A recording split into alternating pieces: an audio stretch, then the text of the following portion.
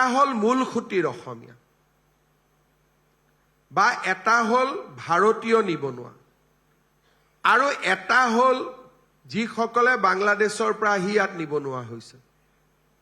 গতিকে নিবনুৱাৰ মাজতো এটা ভাগ হ'ব লাগিব যদি আমাৰ নিবনুৱা সংখ্যা আমি দেখো তেতিয়াহলে অসমত যি ধৰণে উদ্যোগীকৰণ কৰি আছে আপোনালোকে এমপ্লয়মেন্ট এক্সচেঞ্জৰ ডাটা এটা দিয়ে কিন্তু ডাটাটোত এই ভাগটোতো নাহে যে বাংলাদেশী মূলৰ নে অসমীয়া মূলৰ যদি অসমীয়া ল'ৰা ছোৱালী বা ভাৰতীয় ল'ৰা ছোৱালী মই ভাবো যে যিটো গতিত অসমৰ উদ্যোগীকৰণৰ প্ৰক্ৰিয়া আৰম্ভ হৈছে 5 to 6 ইয়াৰ্ছৰ ভিতৰত আমি ইয়াক কন্ট্ৰোল কৰিব পাৰিম আৰু এটা কাৰণে কন্ট্ৰোল কৰিব পাৰিম আমাৰ ল'ৰা ছোৱালীৰ সংখ্যাও কমি গৈ আছে কাৰোবাৰ 5 জন সন্তান হৈ আছে আমাৰ এজন ল'ৰা ছোৱালী হৈ আছে গতিকে অসমত নিবনুৱাটো এনেও সমাধান হৈ যাব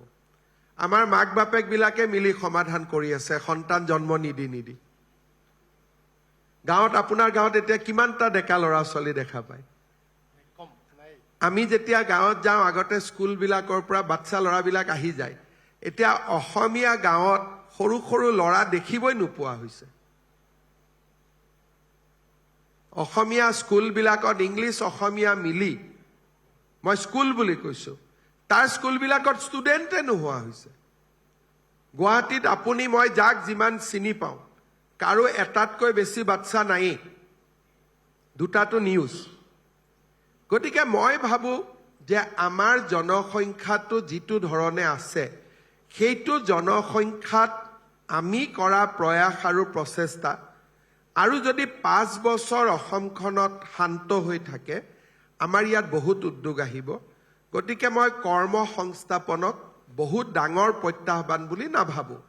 কিন্তু যদি গোটেই পপুলেশ্যনটো প্ৰজেক্ট কৰি কয় যে 20 লাখ নিবনুৱা তেতিয়া হেতু বেলেগ কথা কাৰণ নিবনুৱাৰ আপুনিতো ভাগটো কৰি নিদিয়ে আৰু মইতো ভাগ লৈ চলো সব জায়গাত